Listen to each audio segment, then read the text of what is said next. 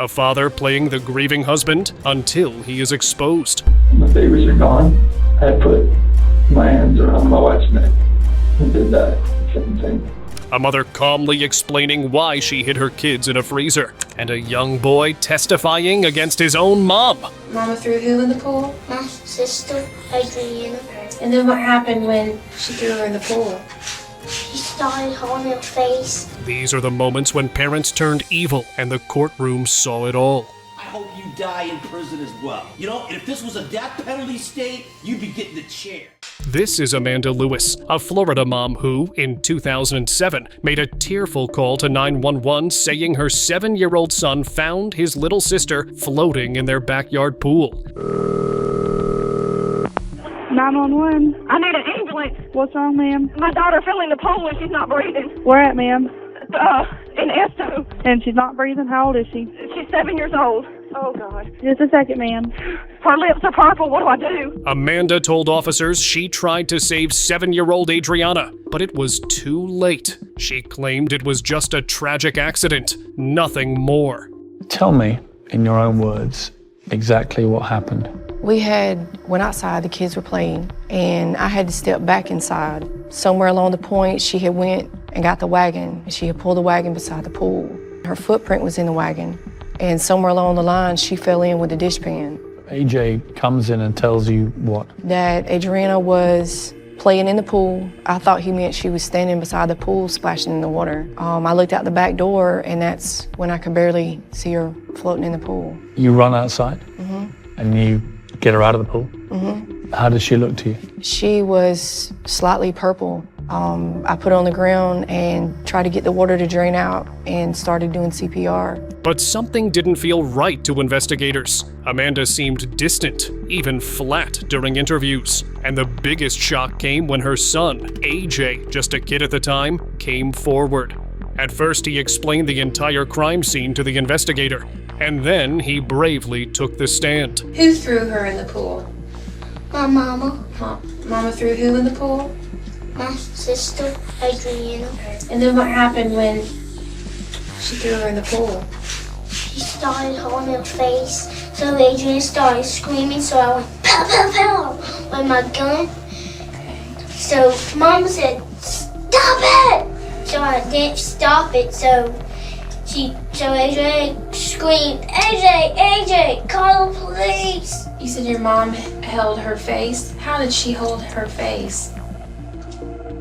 Yeah. His story painted a much darker picture than Amanda had shared. As his words echoed in the courtroom, Amanda showed little emotion, still holding onto her version of events. Where is your mom? Jill. Jail. That woman sitting right there between them. Have you ever seen her before? Yes, sir. Who is that? My mother. Now you recognize your mother? Yes, sir. Hey, James. Hey, James. Yes, sir. Give me your hand. All right.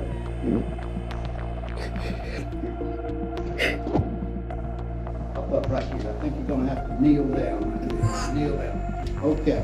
I want to show you this photograph here, 1B. Let's just move that one out of the way. 1B. Now, whose red wagon is that? How did that wagon get there? My mom pulled it all the way from there, all the way back to here. Now, did you draw a picture? Yes, sir.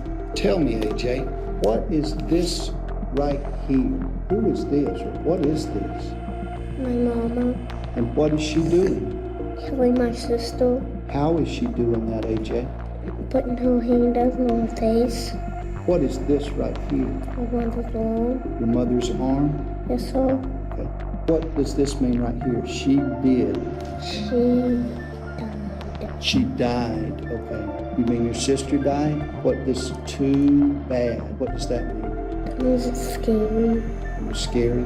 In the end, the jury believed the young boy. Amanda was found responsible and is now serving a life sentence. A little voice, small but strong, helped bring the truth into the light. Under Florida law, there are only 2 possible penalties that can be imposed for the crime of first-degree felony murder. They are either death or life imprisonment. This court adjudges you to be guilty of that crime, and and sentences you to imprisonment in the Florida Department of Corrections for the remainder of your life. This is Christopher Watts, the Colorado father who shocked the nation in August 2018 after confessing to killing his wife Shanann and their 2 young daughters, Bella and Celeste. Look at these chilling interrogation tapes of Chris Watts, the Colorado man who confessed to killing his family in cold blood. Authorities are now giving us an inside look at the investigation just days after Watts was sentenced to life in prison. At first, Watts played the grieving husband, even inviting officers into the family's home, as he claimed to have no idea where they were. The girls are still in the truck. Okay. Did they ask you what you were doing, taking mommy out, or? Yeah, I don't remember what I told them, but they did ask that. What they say specifically? It was more like, what are you doing to mommy? Okay. All right. And then the girls, right? Okay. You mentioned Bella was first. Cece was first. Okay. Where exactly was she when it happened? In the back seat. Okay. Was she just right next to Bella? Mm-hmm. Okay. So once again, was it a hand over her face? Was it? It was a blanket over and my hand. And then your hand. Okay. And then, so that just stopped her from breathing type thing? Okay. Did she struggle at all? I don't think so, but I was blocking her face and my hand was right here. Oh, okay. Okay. You had one hand here and one hand over her mouth? And were you just pushing her against the back of the seat type thing? Okay. What was Bella doing? She was sitting there next to her. She didn't know what was going on. Okay. Could she see you? Okay. Tell me about what you were thinking. I was thinking this would have happened. Yeah. Or any partial hint of what I feel for those girls and what I feel for my wife, but none of this would have happened, so I wasn't thinking. Okay. So she's in the back seat. Okay. And then once she's gone, then is it Bella next, or did you pull Cece out? I pulled Cece out. Okay, so once Cece's gone, Bella's still there in the car alive, and then you pulled Cece out. What'd you do with her? Okay. So she went into the tank, and Bella was still in the back of the truck alive. Okay. With regard to that tank, did you bring up Cece, put her down, open the hatch? Brought her up, opened the hatch. And then put her in. Okay. And then went down to Bella. Tell me what happened there. She said what happened to Cece. First she asked, did the same thing, the exact same thing that happened to me as Cece. Did she ask you that? Okay. So Bella's pretty smart. How did she sound when she asked you that, Chris? She had that soft voice she always had. And what exactly did she say? She said that it's the same thing that happened to me as Cece. And then I said, I don't remember what I said. Okay. I don't know if I just said yes like a horrible person, or if I just put that blanket over her too and did the same thing. Same blanket, same way? Mm-hmm. Okay. She said, no, Daddy. Officers searched the house, but his story crumbled fast. A neighbor's surveillance footage raised red flags.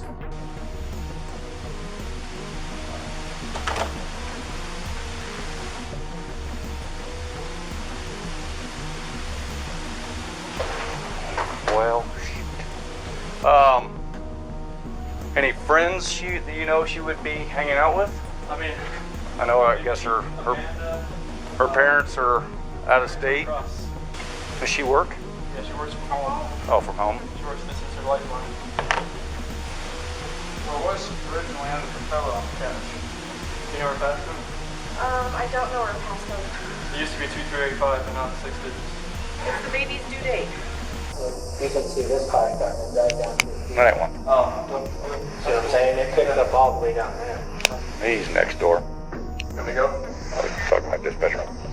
It'll be code 4. Yeah, we can pick up cars coming this way. I get anything coming this way and making this turn. So, and usually at night I pick up the car pulling to your turn. So, unless they pulled right here, but I would have caught her walking out. Diesel. But yeah, I thought nothing. Nothing for the rest of the day? No, that's it. She's pregnant as well. How far along? That's why her friend said it was low blood sugar. And see, I've got her friend. My doorbell said 148 she came in. So as soon as it takes up motion, then like bail. Okay. I thought And that was the start of the video? Yep. 148. in the morning. I didn't pick her up going into the house though? I didn't.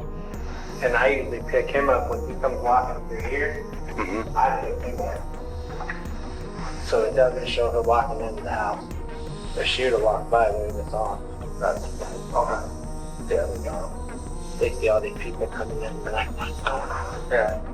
And you know it's so live, because it's live. How long does it typically record for? 30 seconds, I believe. But this is at 148, and then the next one I have is 105, whatever.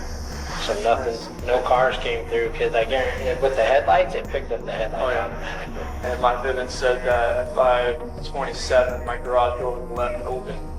But that could have been since it was what? It says it was shut during the day. But I think when Nikki's son, he may have tried to move the door around, maybe when they were trying to get in the garage door, and it probably broke the laser there. That's because my alarm started going off. Well, I know he said the front door he tried going in, but he had the lock up.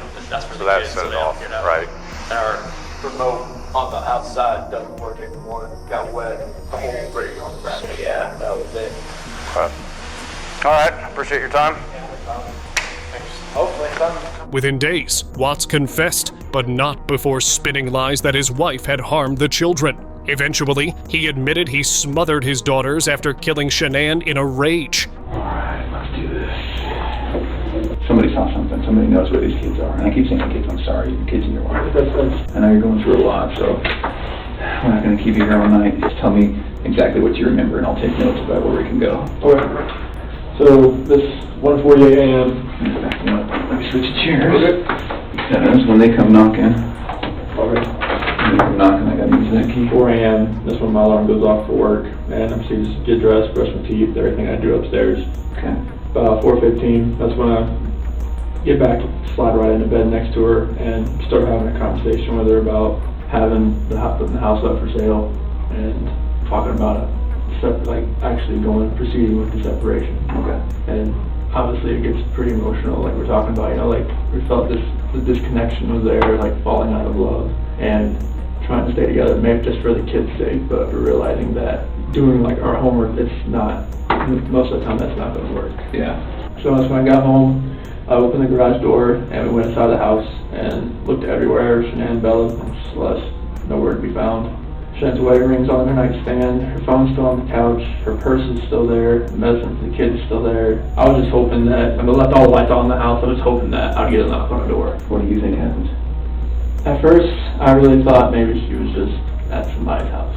It's making me lean the other direction but it's just, if someone took her, it would have to have been someone she knew.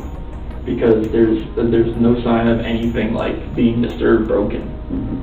But that's the way I'm leaning now. At first, even though everything in the house was left there, but now it's just after the day with the news crews and everything, it feels more the other direction.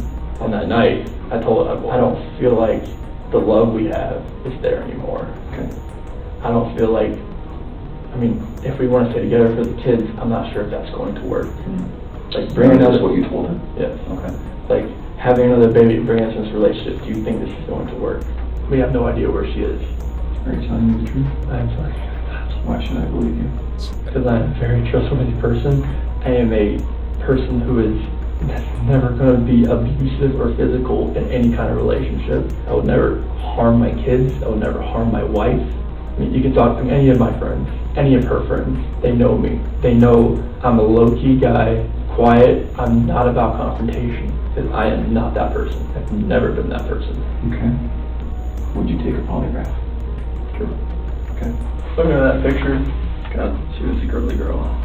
I just felt such anger that nothing, I didn't feel anything. Lost it and choke her or? Not just this. Rage.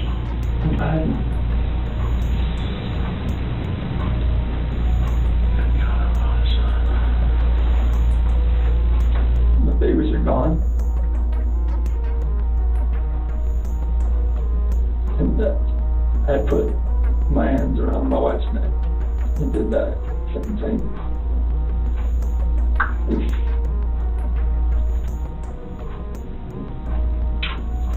Did Shanann fight back at all?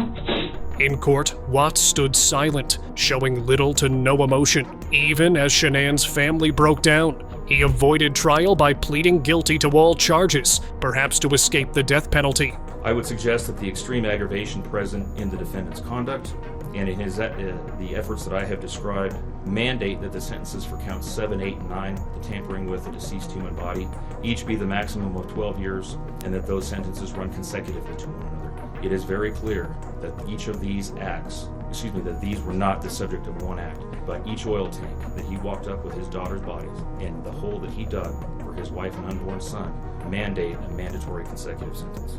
It's been alluded to this morning, but the defendant was certainly eligible for the death penalty in this case under the existing law in the state of Colorado. So the court is going to sentence Mr. Watts as follows. With regard to count number 1, murder in the first degree as it relates to Shanann Watts, the court is going to sentence you, sir, to a life sentence in the Colorado Department of Corrections, followed, with no possibility of parole. And that is going to run consecutively to all but counts 3 and 4. With regard to count 2, as it relates to murder in the first degree with Bella, the court is going to sentence you to life in the Colorado Department of Corrections with no possibility of parole. With regard to count number 3, the court is going to sentence you as it relates to Celeste to life in the Colorado Department of Corrections with no possibility of parole. With regard to counts 4 and 5 relating to Bella and Celeste as a different theory of first-degree murder, the court is going to sentence you to life in the Colorado Department of Corrections, and legally those sentences must run concurrently as a different theory of first-degree murder. Recognizing the unlawful termination of pregnancy for the unborn child that has been named Nico, the court absolutely believes that the maximum sentence of 48 years would be appropriate to run consecutive to the other charges, with an additional mandatory parole period of 3 years as set forth by statute. The court is going to order that statutory fees be paid and court costs. The court's going to grant the prosecution 91 days to file a notice of restitution, and that will be the sentence of the court. We will shortly be in recess. I would respectfully ask the parties that you remain in your seat. There is a plan by the deputies. Deputies, I would respectfully ask that you take this defendant into custody and have him serve the rest of his life in the Department of Corrections. Please rise. Watts, emotionless, but his lack of remorse didn't stop there. From behind bars, Watts later wrote unsettling letters, claiming a dark force made him do it, and that he still dreams about his family. I was misled. I was tempted by a harlot. I was weak, and I allowed myself to be fooled by an evil woman. She led me from the path of righteousness. I know that you will deal with her someday. She will be judged. You know my heart, Lord. I am a man after your heart. I seek your face. I allowed her to sway me. The lips of an immoral woman may be smooth, but no amount of paint on her face can disguise her evil heart. I was a good husband and father. Things happened, and I am no longer a good husband and father, but I am still a good man. He now serves 5 life sentences without parole. But the coldness with which he tried to erase his family, then cover it up, left a courtroom and a nation haunted. Mitchell Blair. In Detroit, Michigan, 2015, authorities made a shocking discovery inside a woman's freezer. 2 of her own children, hidden there for years. The person at the center of it all? 35-year-old Mitchell Blair. Chilling interview. Can you talk me through the type of abuse that you had to suffer as a kid? You mean sexual abuse? If that's what happened? That definitely did happen to me. That's why I know exactly how would have grew up. I told my mother what happened to me, and the only thing she said was, it's over with, so what the you want me to do about it? What do you mean what I want you to do? You get what I'm saying? So all I could do is go back and sit in my room and just sit there and look stupid. I'm a kid, and I'm just telling you what happened to me. You didn't do about it. And plus I still had to see the person coming in and out my house. You still friends with that person.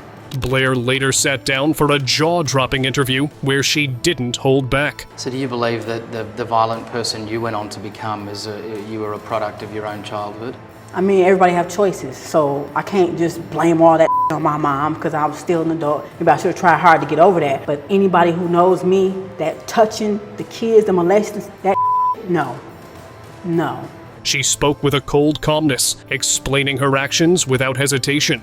If that's one thing I definitely would have killed over, it would always been that. It's like, I grew up I even tried to talk to my mom when I got in my mid-20s. She had strokes and things like that, and I'm like, Mom, she could barely talk. You could barely talk. She had so many strokes, and I'm telling you what my problem was always with you. The hitting and all that. I just asked you to do something. The person lived around the corner on this particular time, it was just a woman named She lived around the corner. She want to walk around like she big and bad all day. My mama, you big and bad, everybody's scared of you. But when I come to you with some real and I tell you what happened to me, you didn't walk your around that corner and do to that woman like a coward. So no. And this is why I say my kids knew better, because I've always told them everything that happened to me. I told them why, because I don't understand why it took me so long to tell my mom when I was a kid. You never talked to me about like this, but when I did come to you, you didn't do. So I always made sure I told my kids this. I told them what happened to me, how it happened to me, how the made me feel in detail. And I say, if anybody ever touches y'all, you better tell me. They knew. I always talk to my kids about that touching from anybody. So they definitely knew. And this is the part that really gets me. I used to tell her, rape is the worst thing you can do. I tell her all the time. They used to make me feel like I was nothing. It made me feel like I wasn't. You turn around and you do that to my son, you knew exactly what you was doing to him. She knew exactly what the she was doing to him. So yeah, I don't care what anybody think. She had to go, period. Her words were as unsettling as the case itself. So I damn sure wasn't about to let me grew up mad as hell all the damn time, can't trust nobody, when it was just as simple as, you're my mother, do something. Didn't call the police, didn't do just said, it's over with now, what the you want me to do about it? That's my response. So yeah, that's the problem. And this is what can happen to a kid. When like that goes, that wasn't happening to my son, period. So when I say he got closure, he got it. I know exactly what he was feeling. Even when my son was talking to me about some of the stuff, he would go like this to his face. He was like, Mom, and it felt so nasty. And that right there, I knew exactly what he was doing. I knew how he was feeling because that's how I used to feel. When he did that, I knew it. There ain't no amount of talking. It was, no. So when you tell me she was a 13-year-old child, okay, some of the most heinous crimes in this world has been by kids. So I don't want to hear that. That's my family. I don't give a damn what America thinks. But I also want to tell America they can kiss my ass. Don't throw no stones, because they got a whole lot coming their way too. They just feel more comfortable for them to be able to say, well, my sin is not as bad as yours. At least I didn't kill my kids. That in God's eyes, we all down here. That's period. But I love and I love and I'm always love him. That's my son. Courtroom trial. In court, she showed no remorse. Miss Blair, what did you do to Stony Blair that makes you guilty of premeditated murder? She raped my son. I intentionally killed her. How did you do that?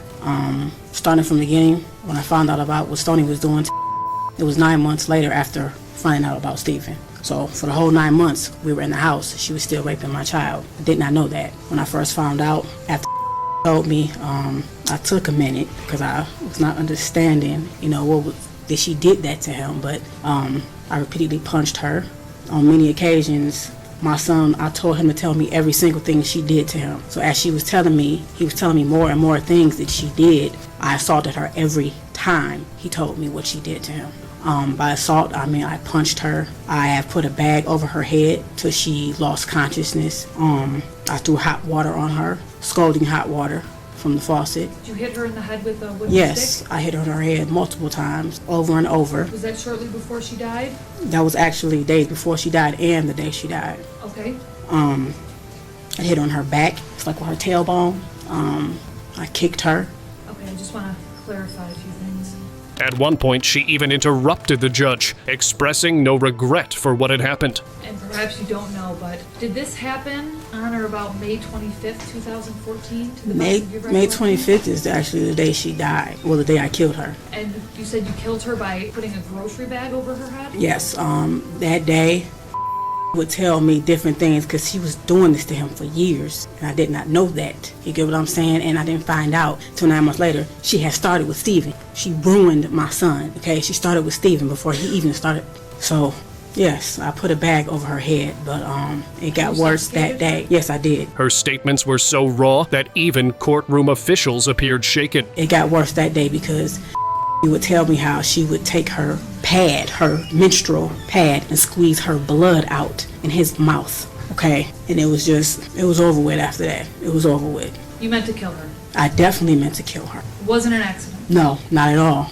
If I had a chance to do it again, I would. She claimed her actions were a result of protecting another child from harm, but the way she went about it left the courtroom stunned. Eventually, Blair pleaded guilty and was sentenced to life in prison without the chance of early release. Her case became one of the most haunting examples of how anger and pain can spiral into something unthinkable, leaving an entire city shaken. I gotta go. It's just so sad. It's a shame that in 2 years, just ain't nobody even thought of it ever. A mother testifying against her husband today during her own murder trial. Tatiana Fusari says that horrific abuse and torture left her unable to care for her youngest child, resulting in the death of the 10-month-old baby girl named Mary. Seth Welch and Tatiana Fusari in Cedar Springs, Michigan, 2018, a young couple. Seth Welch and Tatiana Fusari found themselves at the center of a heartbreaking case that shook the entire community. Their 10-month-old daughter Mary was found unresponsive, and what followed was a troubling investigation into how things got so far. Always hoped that things would get better. He got mad at me because I wouldn't let him sleep. So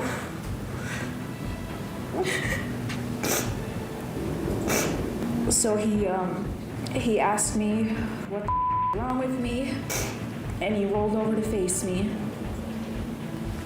And he rolled over to face me and he started punching me in the face. And then I tried to roll over onto my right side to face the wall, so he would just... I didn't think there was anything wrong with her. In court, the two appeared together, but their reactions were strikingly different. Seth looked shocked, even defensive, while Tatiana seemed overwhelmed and barely able to speak. Prosecutors revealed that the child had been underweight and in need of care. Your health was more important than Mary's. But instead of getting help, the parents reportedly leaned on personal beliefs that kept them from seeking medical attention. So I was able to tell her that Seth told me she was fine, but I'm going to talk to him about taking her to a doctor. The courtroom fell silent as the medical examiner explained the condition the baby was found in, raising serious concerns about neglect. As the case progressed, both Seth and Tatiana faced serious charges. In the end, the jury found them responsible, and they received lengthy prison sentences.